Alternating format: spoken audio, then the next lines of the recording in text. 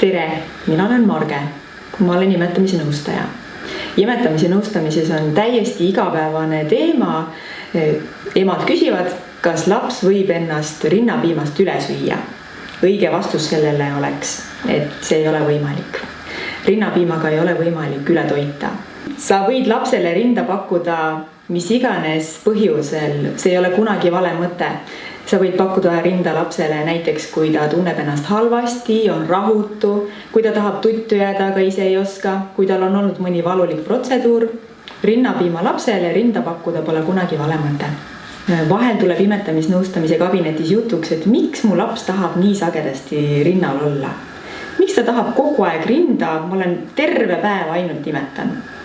Tegelikult tuleb siin silmas pidada kõigepealt seda, et su laps võikski vähemalt 8 korda ööpäevas süüa. Iga kord võiks sellele kuluda pool tundi, aga teinekord ka kauem. Vastsünnitinu puhul võib imetamine kesta isegi tund aega. Kirjandus ütleb, et kuni 16 korda ööpäevas on normaalne toitmissagedus. Nii et mõnele emale tuleb see üllatusena, et tegelikult normaalne toitmissagedus ongi 8–16 korda ööpäevas. Pea ka silmas seda, et imetamine ei ole ainult lapse nälja kustutamine.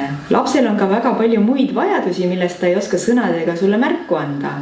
Näiteks läheduse vajadus, turvatunde vajadus, imemisvajadus. Rinnapiima lapsele rinda pakkuda pole kunagi vale mõte.